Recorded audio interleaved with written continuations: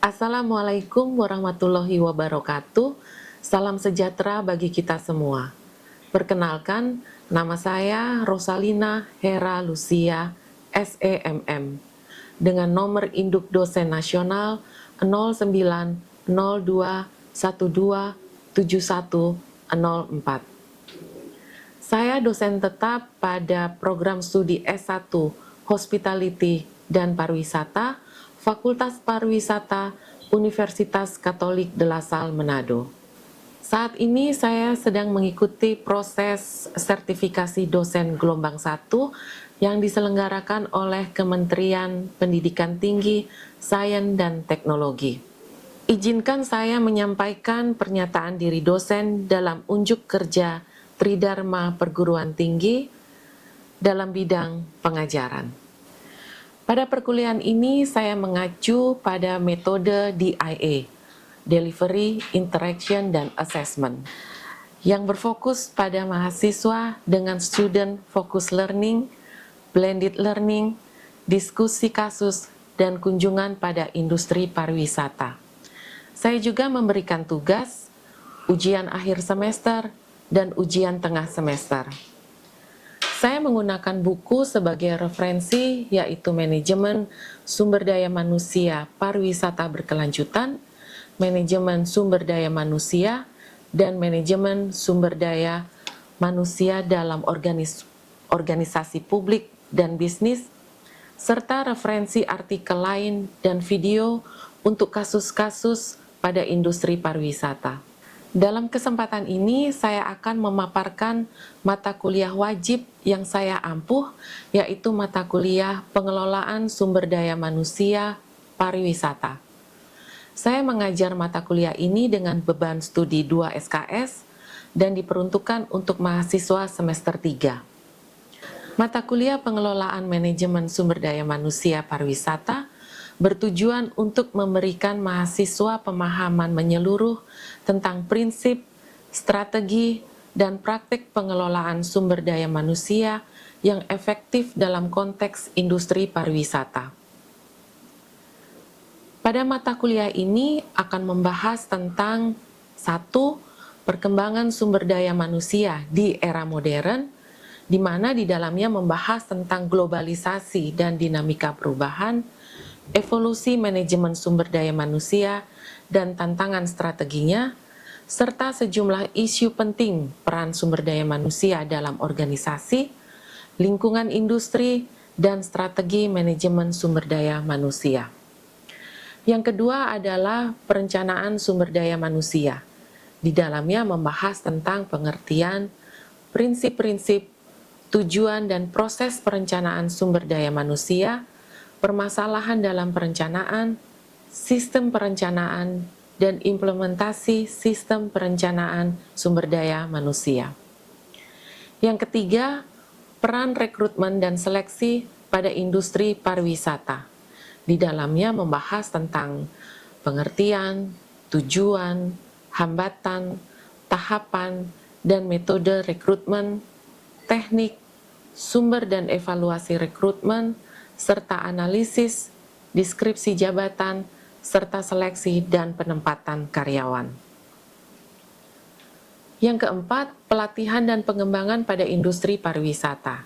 Di dalamnya membahas tentang pengertian, tujuan, prinsip, manfaat, dan proses pengembangan serta pelatihan pada industri pariwisata. Yang kelima, pemimpin dan kepemimpinan. Di dalamnya membahas antara lain sifat, perilaku kepemimpinan yang efektif, serta perbedaan gaya kepemimpinan yang satu dengan yang lain. Yang keenam, motivasi, di mana di dalamnya membahas tentang sumber motivasi, teori motivasi, model dan perspektif pemberdayaan, serta strategi pemberdayaan.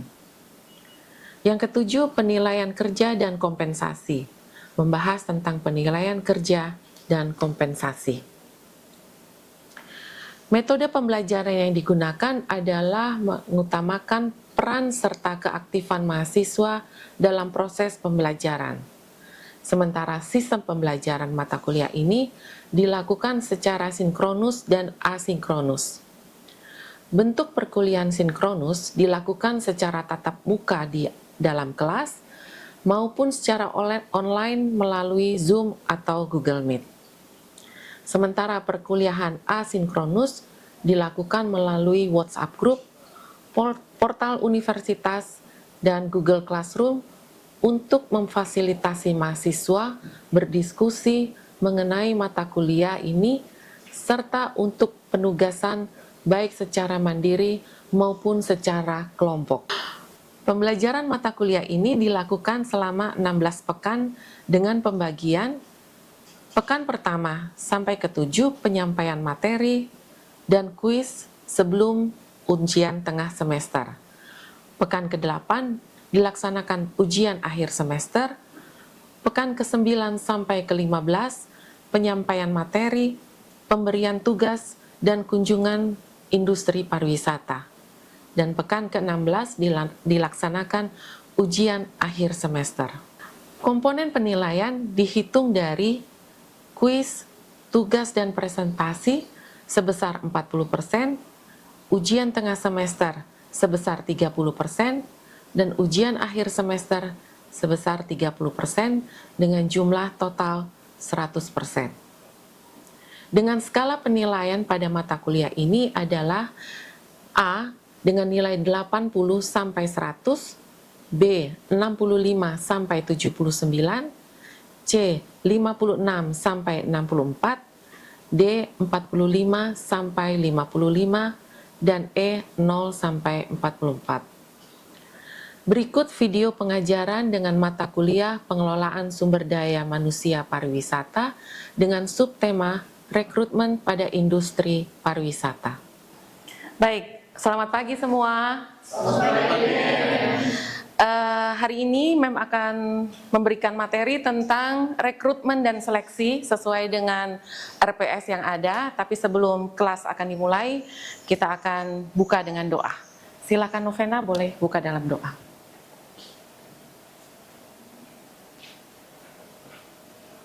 Stand up, please.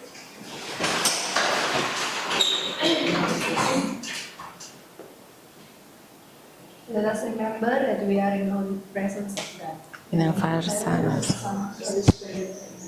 I will continue, oh my God, to do all my action for the love of you.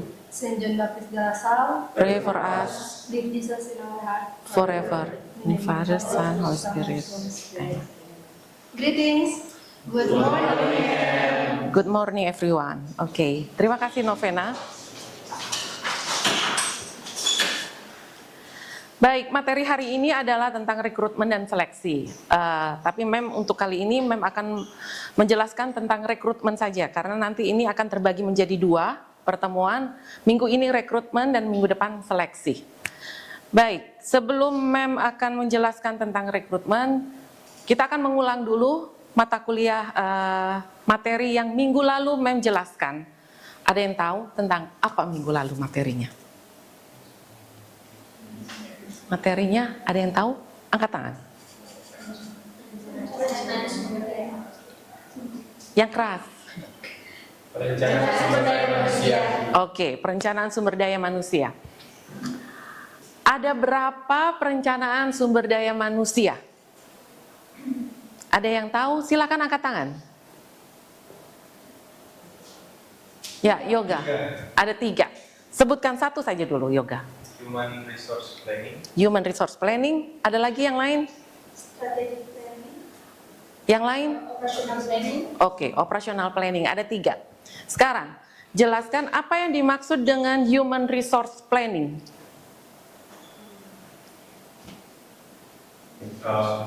Jadi Human Resource Planning itu digunakan untuk memprediksi kualitas dan kuantitas kebutuhan sumber daya manusia dalam jangka pendek dan juga jangka panjang yang menggabungkan program pengembangan dan kebijaksanaan sumber daya manusia. Oke, bagus.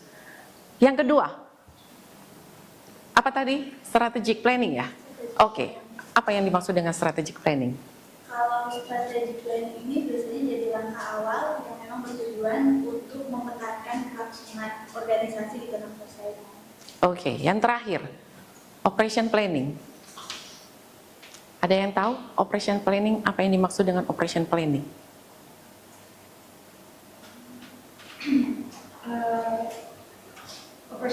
Operational planning ini merupakan bagian penting dari operational planning karena memastikan bahwa organisasi memiliki jumlah dan jenis tenaga kerja yang tepat untuk menjalankan operasional.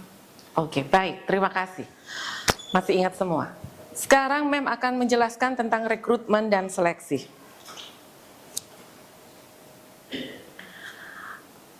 Salah satu kegiatan yang paling penting dalam satu organisasi atau dalam satu perusahaan itu adalah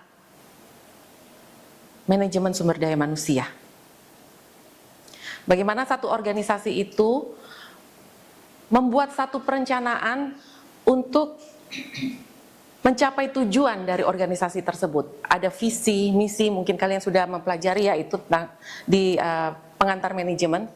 Ada visi, misi, strategi, tujuan, itu pasti ada semua organisasi. Nah, sekarang untuk bisa menjalankan visi, misi, tujuan dan organisasi dari visi, misi dan tujuan dari organisasi tersebut, ada sesuatu yang harus menggerakkan, ada sesuatu yang harus menjalankan.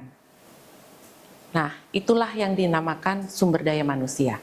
Sumber daya manusia itu berbeda ya dengan material atau dengan sumber daya yang lainnya, karena mereka bersifat pasif. Tapi kalau sumber daya manusia itu bersifat aktif. Jadi mereka yang akan membuat satu kegiatan, aktivitas untuk bisa mencapai visi, misi, dan tujuan dari organisasi tersebut. Baik, baik itu perusahaan besar maupun perusahaan kecil, itu pasti akan membutuhkan satu sumber daya manusia.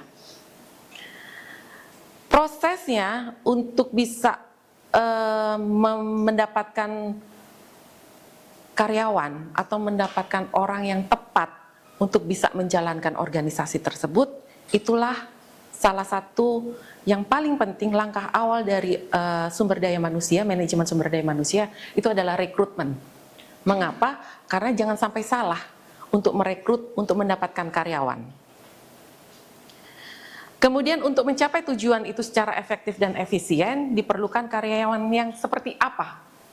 Itu yang pasti akan dibutuhkan karyawan yang cakap, yang terampil, punya kualitas dan kuantitas sesuai dengan kebutuhan perusahaan. Berbeda dengan mesin yang tadi Mem sampaikan, mesin itu adalah material yang pasif ya. Mereka tidak punya rasa, tapi mereka tidak bisa bergerak. Yang hanya bisa bergerak itu adalah manusia. Karena mesin itu juga tidak akan bisa bergerak karena yang mengoperasikan sendiri itu adalah manusia. Baik, untuk pengertian rekrutmen sendiri, di sini Mem ambil dari teorinya Rifai, di mana rekrutmen adalah proses menentukan dan menarik pelamar yang mampu untuk bekerja dalam suatu perusahaan. Proses ini dimulai ketika para pelamar dicari dan berakhir ketika lamaran-lamaran mereka diserahkan. Inilah mungkin nanti kalau kalian sudah lulus dari Fakultas Pariwisata Unika de La Salle, kalian akan menjadi salah satu orang yang akan mencari pekerjaan, benar enggak? Bisa jadi nanti mereka kalian membuat satu perusahaan, justru kalian yang merekrut, kalian yang mencari. Bagaimana kalian mau mencari sumber daya manusia itu akan salah satu yang menjadi pertimbangan kalian adalah sesuai dengan kebutuhan kita, sesuai dengan nanti kebutuhan perusahaan atau organisasi yang kalian dirikan. Sementara kalau kalian nanti jadi calon karyawan, itu apa-apa saja yang dibutuhkan, apa-apa saja yang diperlukan oleh perusahaan tersebut, pasti kalian akan lihat nantinya. Nah, akan tetapi harus ditekankan pula bahwa dasar dari rencana SDM itu sendiri, itu juga harus disesuaikan dengan perusahaan. Kalau seperti ini, rekrutmen juga dapat dikatakan sebagai proses untuk mendapatkan sejumlah sumber daya manusia atau karyawan yang berkualitas untuk menduduki satu jabatan atau pekerjaan dari satu perusahaan tersebut. Tidak menutup kemungkinan nanti kalian juga direkrut langsung menduduki satu jabatan. Karena ada satu juga contoh dari orang punya alumni destinasi wisata, dia langsung mendapat jabatan itu di supervisor. Karena dilihat dari kualitas, dari kuantitas juga, dari profesional, dia langsung bisa mendapatkan itu. Dan dia dipercayakan sampai sekarang itu dalam ada satu destinasi itu yang di dekat Tateli ya. Itu di situ dia sebagai supervisor. Itu tidak menutup kemungkinan. Kemudian rekrutmen merupakan serangkaian kegiatan yang dimulai ketika sebuah perusahaan atau organisasi memerlukan tenaga kerja dan membuka lowongan sampai mendapatkan calon karyawan yang diinginkan atau yang berqualified.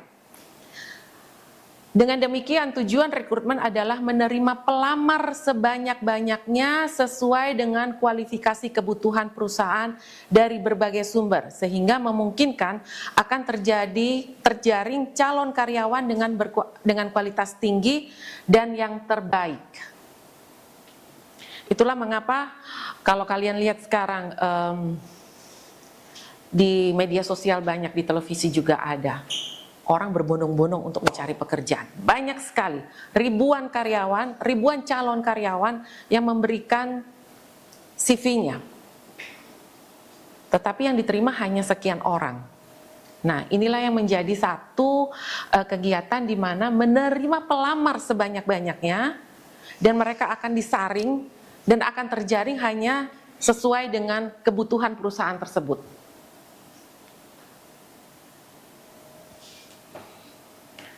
Nah, ini sedikit ilustrasi bagaimana sebenarnya kalian mau merencanakan diri kalian nantinya seperti apa. Yaitu start dari sekarang.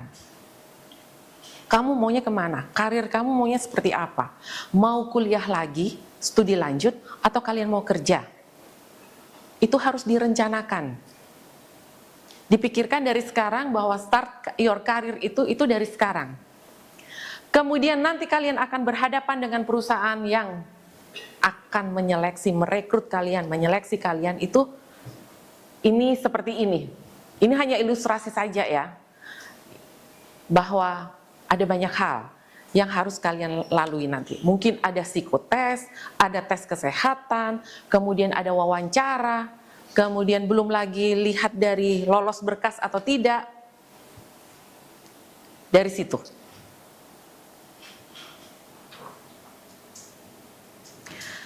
Baik, sekarang prinsip-prinsip rekrutmen. Prinsip dari rekrutmen untuk mendapatkan karyawan sesuai dengan qualified yang dibutuhkan oleh satu organisasi atau perusahaan, itu dilihat dari mutu karyawan. Mutu dari karyawan itu disesuaikan dengan kebutuhan. Sebenarnya saya butuh apa? Sekarang, kalau dalam industri pariwisata, hotel, saya membutuhkan orang yang bisa di bagian housekeeping. Atau dalam destinasi wisata, saya membutuhkan orang yang tour guide. Kalian pasti sudah tahu, dibutuhkan oleh perusahaan jika kalau membutuhkan tour guide. Apa? Bisa bahasa asing. Apa lagi? Komunikatif. Apa lagi? Knowledge. Apa lagi? Pasti kalau kalian mau mempromosikan satu daerah destinasi wisata, misal kalau di Manado sini Chinatown. Kalian kan pasti harus tahu sejarahnya seperti apa. Kampung Cina, kalau orang sekarang bilang, Chinatown, Kampung Cina, betul enggak? Butuh tahu minimal sejarah dari Kampung Cina itu sendiri. Kebiasaan, budaya, perilaku dari Kampung Cina. Di mana Kampung Cina itu ada event-event tertentu yang biasanya wisatawan banyak datang. Betul enggak? Nah, dari situ tour guide dibutuhkan. Kualifikasinya seperti apa? itulah yang dikatakan bahwa mutu karyawan itu direkrut sesuai dengan kebutuhan. Jumlah karyawan yang diperlukan harus sesuai dengan job yang tersedia. Itu untuk efektif dan efisien satu perusahaan, satu organisasi. Kalau saya hanya butuh 4, ya saya akan merekrut 4. Kemudian biaya yang diperlukan diminimalkan. Kalau kalian sekarang lihat banyak perusahaan atau organisasi yang membuat satu pengumuman, membuka lowongan kerja, itu melalui apa? Online. Bisa dilihat banyak link-link yang biasanya dicari banyak orang, membuka lowongan kerja. Kalau dulu itu pasti akan berhadapan dengan koran, benar enggak? Majalah, tapi sekarang biaya itu bisa diminimalkan dengan satu organisasi atau satu perusahaan membuat satu promosi lowongan kerja itu lewat online. Perencanaan dan keputusan-keputusan strategi tentang perekrutan. Seperti tadi yang Mem jelaskan, direncanakan. Kalau memang saya membutuhkan seorang tour guide, atau saya butuh seorang housekeeping, atau saya butuh seorang resepsionis di hotel, direncanakan, saya butuh berapa? Orangnya seperti apa? Kemudian keputusan-keputusan strategi tentang perekrutan. Biasanya kalau dalam satu perusahaan itu akan menentukan, saya butuh orang yang lulusan dari Fakultas Pariwisata, misal. Atau saya membutuhkan orang yang sudah memiliki sertifikasi tentang tour guide. Kan ada toh sertifikasi tour guide. Ada juga sertifikasi tentang perhotelan, kan ada. Kemudian flexibility. Bisa jadi juga justru orang-orang yang di luar Fakultas Pariwisata misal, perhotelan, itu justru mereka lebih qualified untuk direkrut. Itu tidak menutup kemungkinan. Kemudian ada lagi pertimbangan-pertimbangan hukum. Biasanya kalau pertimbangan hukum ini dilihat bahwa kamu belum pernah atau tidak pernah berurusan dengan hukum.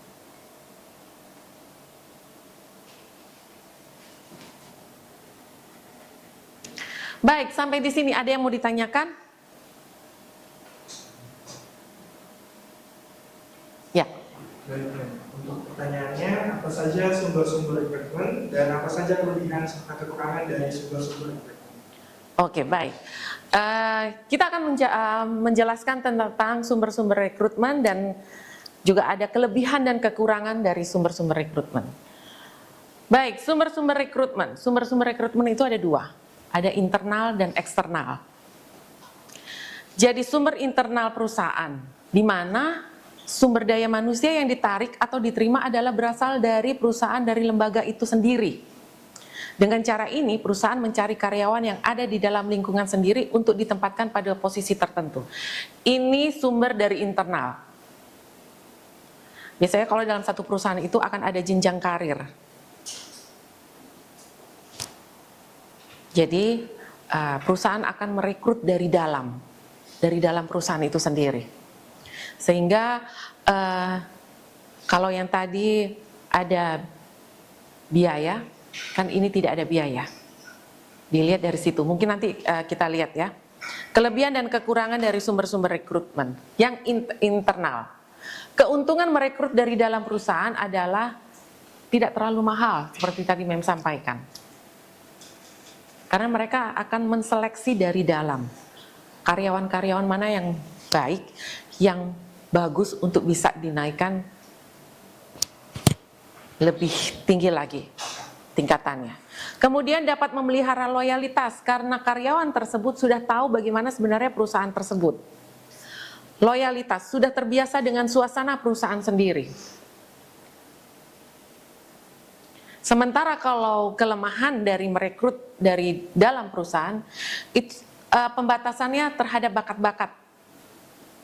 Karena misal atau kalian nanti sebagai perusahaan, sebagai atasan, kalau merekrut satu orang, oke, kelebihannya adalah saya sudah kenal kamu, saya sudah tahu kamu, dan dia juga sudah tahu bagaimana perusahaan itu, tetapi saya sudah tahu bahwa bakat kamu cuma sampai di sini. Sementara kalau orang luar, merekrut dari luar, itu akan bisa jadi mendapatkan orang, karyawan, calon karyawan yang bakatnya, yang talentanya jauh lebih besar. Mengurangi peluang. Ya, karena peluang yang dari luar itu, orang-orang yang memiliki bakat lebih dibandingkan dengan karyawan di dalam, itu jadi peluangnya kecil untuk mendapatkannya. Kemudian dapat meningkatkan perasaan puas diri.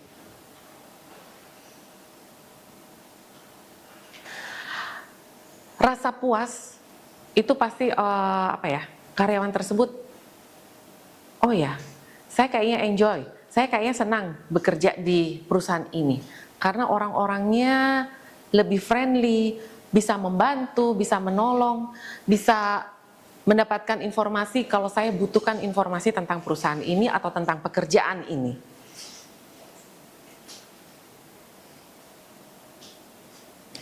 Kemudian yang kedua adalah sumber eksternal. Sumber eksternal merupakan sumber untuk mendapatkan karyawan dari luar perusahaan yang memiliki bobot dan kualifikasi tertentu. Kalau tidak ada di dalam internal perusahaan tersebut, perusahaan akan mencari dari luar. Orang-orang yang direkrut dari luar membawa beragam ide dan wawasan baru ke dalam perusahaan. Mereka juga mampu mengadakan perubahan di dalam organisasi tanpa harus menyenangkan kelompok kepentingan. Jadi kalau dalam perusahaan tersebut ada kepentingan yang macam-macam, yang memiliki motivasi tersendiri, dia tidak, karena dia dari luar. Saya hanya mau bekerja, jadi saya tidak punya motivasi atau kepentingan apapun di dalam perusahaan itu. Jadi dia punya wawasan lebih luas, dia punya potensi yang lebih luas, yang lebih besar dibandingkan kalau ambil dari dalam. Kemudian tidak banyak mengubah hierarki organisasional yang ada. Jadi kalau memang struktur organisasinya seperti itu, dia tidak akan mengubah. Baik, sampai di sini ada yang mau ditanyakan? Yang tadi sudah jelas? Sudah jelas, terima kasih. Baik, terima kasih. Kalau tidak ada yang mau ditanyakan, kita akan bertemu sampai minggu depan dengan materi tentang seleksi, karena rekrutmen dengan seleksi itu adalah ada berkaitan. Karena proses dari seleksi itu adalah rekrutmen lebih dulu, baru akan seleksi. Begitu? Baik, untuk menutup perjumpaan kita akan tutup dengan doa kembali. Mohon mungkin yang lain, jangan novena lagi. Siapa yang bersedia? Icil boleh? Untuk tutup dalam doa.